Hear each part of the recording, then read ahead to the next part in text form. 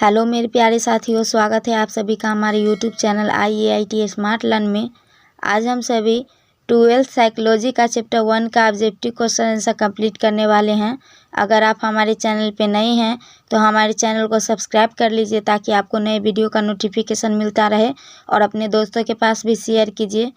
और अगर आप हमारे टेलीग्राम चैनल को ज्वाइन करना चाहते हैं तो डिस्क्रिप्शन बॉक्स में लिंक दे दिया जाएगा, वहां से आप हमारे टेलीग्राम चैनल को ज्वाइन कर सकते हैं और हमें इंस्टाग्राम पे भी फॉलो कर सकते हैं। चलिए हम वीडियो को स्टार्ट करते हैं। पहला चैप्टर का नाम है मनोवैज्ञानिक गुणों में विभिन्नताएं एवं मूल्यांकन, बुद्धि के सिद्धांत एवं व्यक्तिगत भिन्नताएं।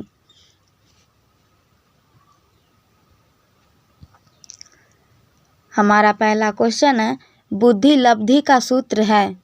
बुद्धि लब्धि का सूत्र है। ऑप्शन ए में है बुद्धि लब्धि बौद्धिक आयु बटे वास्तविक आयु गुने 100। ऑप्शन बी में है बुद्धि लब्धि बराबर मानसिक आयु गुने वास्तविक आयु बटा में 100। ऑप्शन सी में है बुद्धि लब्धि बराबर वास्तविक आयु बटा में मानसिक आयु गुने 100। ऑप्शन डी में है बुद्धि लब्धि बराबर बौद्धिक आयु बटा में मानसिक आयु गुने 100। राइट आंसर आपका हो जाएगा ऑप्शन ए। बुद्धि लब्धि का सूत्र है बुद्धि लब्धि बराबर बौद्धिक आयु बटा में वास्तविक आयु गुने 100। राइट ऑप्शन ए हो जाएगा। चलिए अब हमारा अगला प्रश्न है, एकांशों के स्वरूप के आधार पर बुद्धि परीक्षण को किन दो भागों में बांटा गया है। एकांशों के स्वरूप के आधार पर बुद्धि परीक्षण को किन दो भागों में बांटा गया है। ऑप्शन ए में है शाब्दिक बुद्धि परीक्षण, ऑप्शन बी में है अशाब्दिक बुद्धि परीक्षण, ऑप्शन सी में है सशाब्दिक बुद्धि परीक्षण, ऑप्शन डी में है ए और बी दोनों। राइट आंसर हो जाएगा ऑप्शन डी, ए और बी दोनों, शाब्दिक बुद्धि परीक्षण और अशाब्दिक बुद्धि परीक्षण। चलिए अब हमारा अगला प्रश्न है,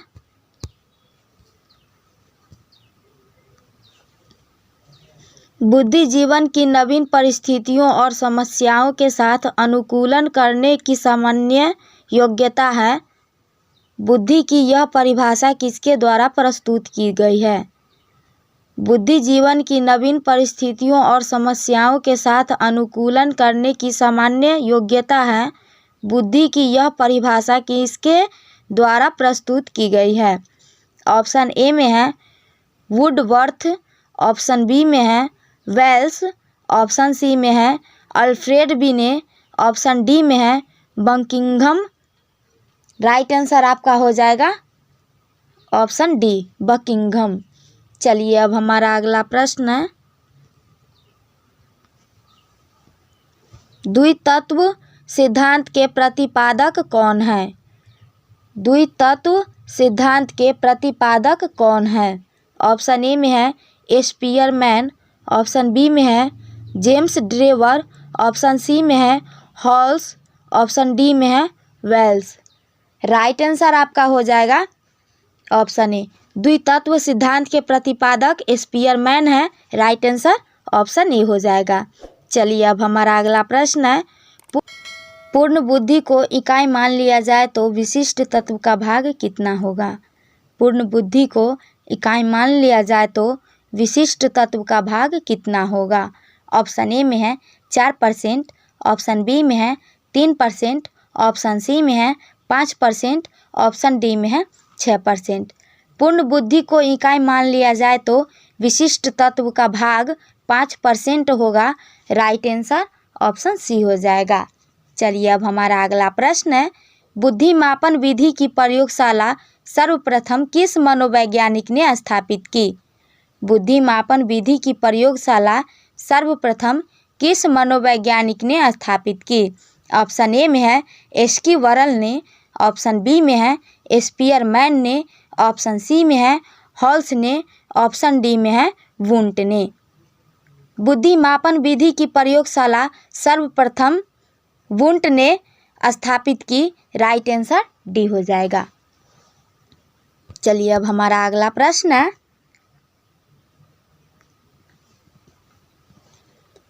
1882 ईस्वी में किस मनोवैज्ञानिक द्वारा लंदन में मानवीय विशेषताओं का अध्ययन करने के लिए प्रयोगशाला का निर्माण किया गया? 1882 ईस्वी में किस मनोवैज्ञानिक द्वारा लंदन में मानवीय विशेषताओं का अध्ययन करने के लिए प्रयोगशाला का निर्माण किया गया? ऑप्शन ए में है कैटेल, ऑप्शन बी में है गाल्टन, ऑप्शन सी में है अल्फ्रेड बीने, ऑप्शन डी में है वुडवर्थ। राइट आंसर आपका हो जाएगा ऑप्शन बी गाल्टन। चलिए अब हमारा अगला प्रश्न है, बुद्धि मापन के लिए बुद्धि लब्धि का उपयोग सबसे पहले किस मनोवैज्ञानिक द्वारा किया गया? बुद्धि मापन के लिए बुद्धि लब्धि का उपयोग सबसे पहले किस मनोवैज्ञानिक द्वारा किया गया? ऑप्शन ए में है जेम्स ड्रेवर, ऑप्शन बी में है टरमैन, ऑप्शन सी में है बकिंघम, ऑप्शन डी में है वेल्स। बुद्धि मापन के लिए बुद्धि लब्धि का उपयोग सबसे पहले टरमैन मनोवैज्ञानिक द्वारा किया गया। राइट आंसर ऑप्शन बी हो जाएगा। चलिए अब हमारा अगला प्रश्न है, मनोविज्ञान परिवर्तन के द्विस्तरीय संप्रत्यय को किसने प्रस्तुत किया है? मनोविज्ञान परिवर्तन के द्विस्तरीय संप्रत्यय को एस.एम. मोहसिन ने प्रस्तुत किया है। आपका राइट आंसर ऑप्शन सी हो जाएगा। चलिए अब हमारा अगला प्रश्न है,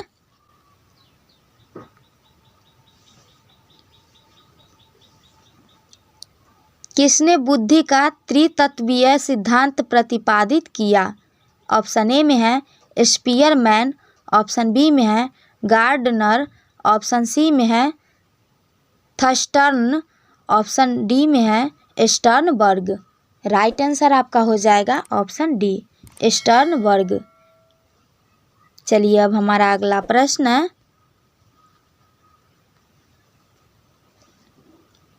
रेवेन प्रोग्रेसिव मैट्रिक किस तरह का बुद्धि परीक्षण है? रेवेन प्रोग्रेसिव मैट्रिक किस तरह का बुद्धि परीक्षण है?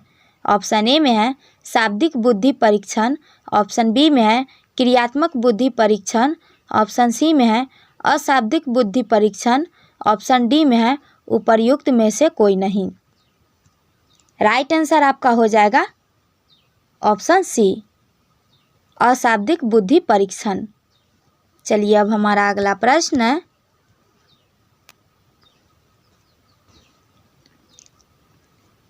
किसने बुद्धि को व्यक्तित्व की सार्वभौमिक क्षमता के रूप में परिभाषित किया है? ऑप्शन ए में है वेस्लर ने, ऑप्शन बी में है बीने ने, ऑप्शन सी में है गार्डनर ने, ऑप्शन डी में है इनमें से कोई नहीं।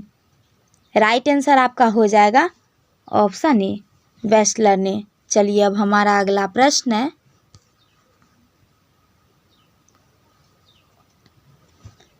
फ्रिट्ज हाइडर का संतुलन सिद्धांत में POX मॉडल में O प्रतिनिधित्व करता है। ऑप्शन ए में है दूसरे व्यक्ति को, ऑप्शन बी में है जिस व्यक्ति की मनोवृद्धि का अध्ययन किया, ऑप्शन सी में है दूसरी वस्तु को, ऑप्शन डी में है इनमें से कोई नहीं। राइट आंसर हो जाएगा आपका ऑप्शन बी। चलिए अब हमारा अगला प्रश्न है,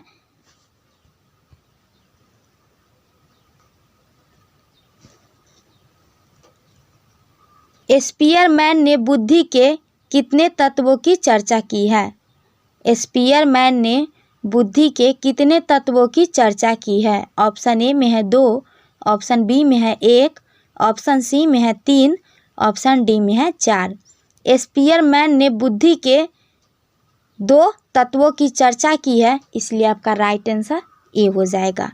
चलिए अब हमारा अगला प्रश्न है, बच्चों में स्व का विकास किस आयु से होने लगता है?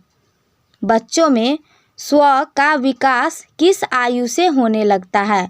ऑप्शन ए में है 1 वर्ष, ऑप्शन बी में है 6 महीना, ऑप्शन सी में है 1 वर्ष 8 महीना, ऑप्शन डी में है लगभग 2 वर्ष। राइट आंसर आपका हो जाएगा ऑप्शन डी लगभग 2 वर्ष।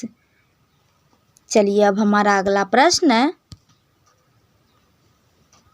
डॉक्टर मोहसिन सामान्य बुद्धि परीक्षण किस प्रकार का परीक्षण है?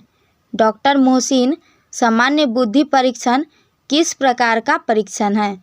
ऑप्शन ए में है शाब्दिक, ऑप्शन बी में है अशाब्दिक, ऑप्शन सी में है ए तथा बी दोनों, ऑप्शन डी में है इनमें से कोई नहीं। राइट आंसर हो जाएगा शाब्दिक, ऑप्शन ए करेक्ट आंसर हो जाएगा। चलिए अब हमारा अगला प्रश्न है, बुद्धि के पास मॉडल को किसने प्रस्तावित किया है? बुद्धि के पास मॉडल को किसने प्रस्तावित किया है? ऑप्शन ए में है बी ने, ऑप्शन बी में है नागलिरी, ऑप्शन सी में है किर्बी, ऑप्शन डी में है जेपी दास। राइट आंसर हो जाएगा ऑप्शन डी जेपी दास। चलिए अब हमारा अगला प्रश्न है,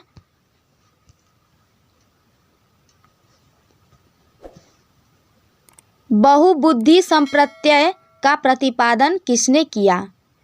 बहुबुद्धि संप्रत्यय का प्रतिपादन किसने किया? ऑप्शन ए में है गार्डनर, ऑप्शन बी में है स्टर्नबर्ग, ऑप्शन सी में है जेनसन, ऑप्शन डी में है स्पीयरमैन। राइट आंसर हो जाएगा ऑप्शन ए गार्डनर। चलिए अब हमारा अगला प्रश्न है,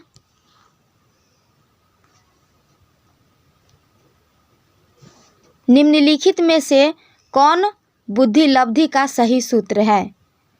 निम्नलिखित में से कौन बुद्धि लब्धि का सही सूत्र है? ऑप्शन ए में है पास एलॉग परीक्षण, ऑप्शन बी में है धन निर्माण परीक्षण, ऑप्शन सी में है स्टैनफोर्ड बीने परीक्षण, ऑप्शन डी में है इनमें से सभी। राइट आंसर हो जाएगा ऑप्शन सी स्टैनफोर्ड बीने परीक्षण। चलिए अब हमारा अगला प्रश्न है,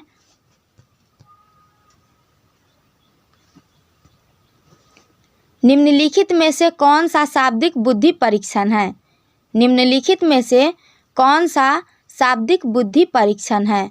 ऑप्शन ए में है वास्तविक आयु बटा में मानसिक आयु गुने 100, ऑप्शन बी में है मानसिक आयु गुने वास्तविक आयु बटा में 100, ऑप्शन सी में है मानसिक आयु बटा में वास्तविक आयु गुने 100, ऑप्शन डी में है इनमें से कोई नहीं। राइट आंसर हो जाएगा ऑप्शन सी मानसिक आयु बटा में वास्तविक आयु गुने 100। राइट आंसर ऑप्शन सी हो जाएगा। चलिए अब हमारा अगला प्रश्न है,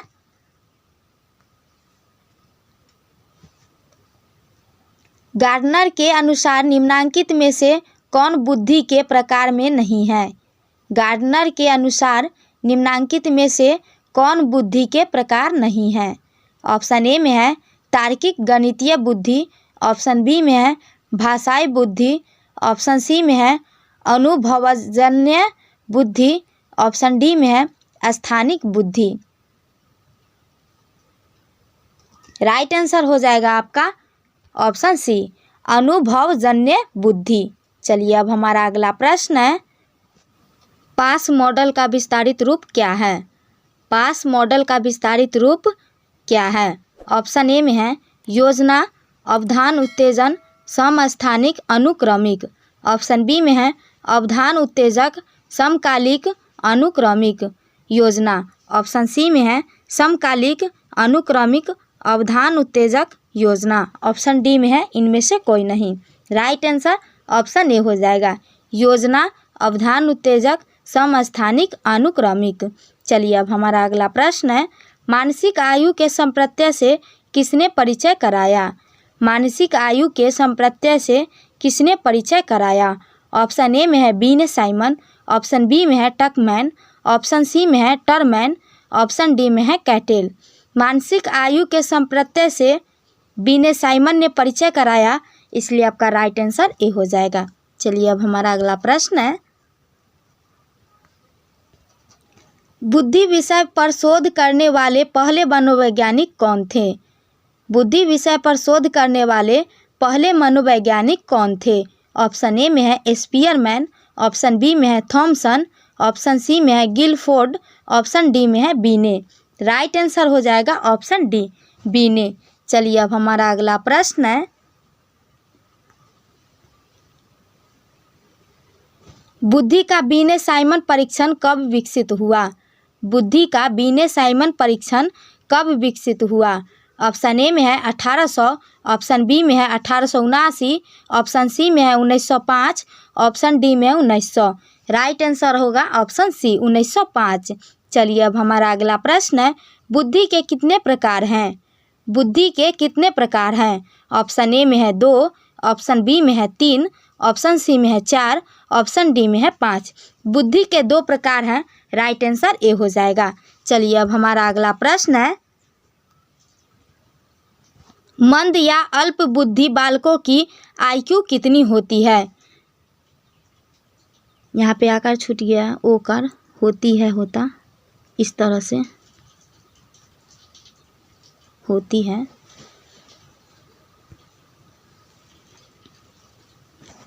मंद या अल्प बुद्धि बालकों की IQ कितनी होती है? ऑप्शन ए में है 70 से 86, ऑप्शन बी में है 87 से 112, ऑप्शन सी में है 70 से कम, ऑप्शन डी में है 113 से 128। राइट आंसर आपका हो जाएगा ऑप्शन सी 70 से कम। चलिए अब हमारा अगला प्रश्न है, गार्डनर ने कितने प्रकार की बुद्धि का पहचान किया है? गार्डनर ने कितने प्रकार की बुद्धि का पहचान किया है? ऑप्शन ए में है 8, ऑप्शन बी में है 5, ऑप्शन सी में है 4, ऑप्शन डी में है 6। गार्डनर ने 8 प्रकार के बुद्धि का पहचान किया है, राइट आंसर ए हो जाएगा। अगला प्रश्न है, किसने बुद्धि के बहुबुद्धि सिद्धांतों को प्रतिपादित किया? ऑप्शन ए में है गार्डनर, ऑप्शन बी में है गिलफोर्ड, ऑप्शन सी में है थर्स्टन, ऑप्शन डी में है इनमें से कोई नहीं। राइट आंसर आपका हो जाएगा ऑप्शन ए गार्डनर। चलिए अब हमारा अगला प्रश्न है, किसने बुद्धि लब्धि को श्रेणियों में विभाजित किया है? किसने बुद्धि लब्धि को श्रेणियों में विभाजित किया है? ऑप्शन ए में है बी ने, ऑप्शन बी में है साइमन, ऑप्शन सी में है हिलगार्ड एटकिंसन तथा एटकिंसन, ऑप्शन डी में है इनमें से कोई नहीं। राइट आंसर हो जाएगा आपका ऑप्शन डी, इनमें से कोई नहीं। चलिए अब हमारा अगला प्रश्न है, एक मूढ़ व्यक्ति का बुद्धि लब्धि विस्तार क्या होता है? एक मूढ़ व्यक्ति का बुद्धि लब्धि विस्तार क्या होता है? ऑप्शन ए में है 20 से 40, ऑप्शन बी में है 70 से 79, ऑप्शन सी में है 50 से 69, ऑप्शन डी में है इनमें से कोई नहीं। राइट आंसर आपका हो जाएगा ऑप्शन सी 50 से 69। इसी तरीके से आपका पहला चैप्टर का ऑब्जेक्टिव क्वेश्चन आंसर कंप्लीट होता है। अगर आपको हमारा वीडियो अच्छा लगा तो वीडियो को लाइक कीजिए, चैनल को सब्सक्राइब कीजिए और अपने दोस्तों के पास भी शेयर कीजिए। और आपको हमारा वीडियो कैसा लगा हमें कमेंट करके ज़रूर बताइए। तो फिर मिलते हैं नेक्स्ट वीडियो में, तब तक के लिए बाय बाय।